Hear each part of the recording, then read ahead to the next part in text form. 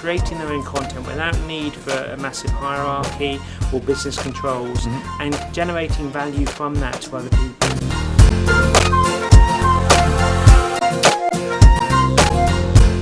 Hello, Stuart McIntyre. You are a British consultant in social software, Yeah. I can say that.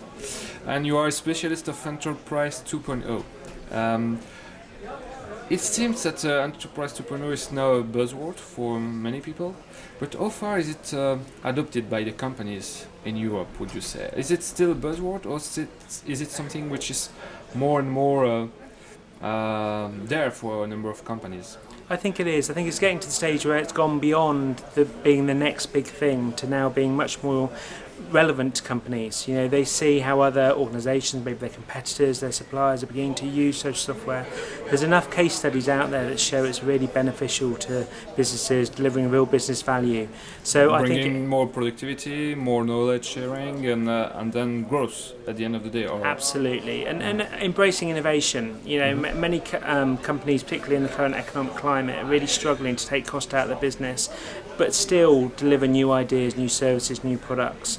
And social software tools can really help them do that if they're implemented in the right way. Is Enterprise 2.0 only a matter of software, social software, or is it something which is much broader than that? I think it's much broader than that. Yeah. Tools only take you so far. Tools are important in terms of supporting cultural change, and collaborative organisations need those social tools to help them develop those social networks and broaden the network bandwidth that takes place in those networks.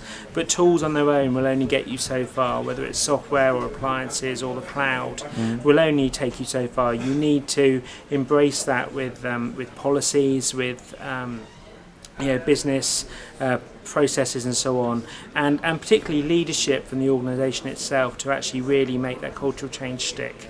And yes, about the leadership, that means that we know that Enterprise 2.0 social collaboration is not something obvious for traditional managers. They have been educated with top-down approach. They have been a lot in a command and control mindset. That's not obvious. So then, what is the change that you can transform your company into an Enterprise 2.0 without the understanding of the leaders? I think you must have the leaders involved, and sometimes they will be reticent. You know, it typically will go against the way they've been taught to manage, the way they have managed successfully over many years. Yeah. And so what you need to do is to not scare them off with tales of how Generation Y people are very used to social software, for example, but instead give them the reasons of how the new tools can help them make their businesses better. You know, come up with real business rationale and value that can be delivered by doing that. You know, it might be new services, new products, it might be better knowledge sharing, it might be better induction processes for new employees so they can get their new employees to be more productive earlier. To put it upside down, is it avoidable today, or what is the risk if you don't do that? And what are the arguments you can use to say, okay, there is no way out of this move? I think that's a tough question actually, and it's quite hard to give them a really strong reason as to why they must do it and they must do it today. I think I tend to talk about how the world has changed in 10 years or so, since when email was quite new, instant messaging was still on the horizon, and how important those technologies are to us today in terms of doing business. Social software is at the same cusp where it's being adopted, and in 10 years' time it will be the next step. It's not a hype, it's not a gimmick.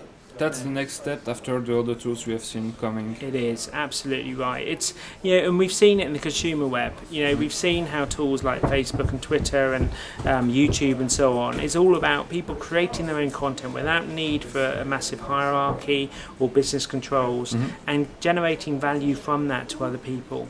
Well, if you can take those tools and do it in a really secure, auditable, manageable way in your business, under your control, but make your employees much more productive, then that can only benefit your organisation. Are we going to be able to innovate without being social?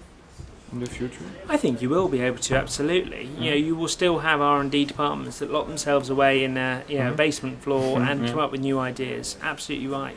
But I think we need to think about how we're missing those innovative ideas from the other 90% of our organisation.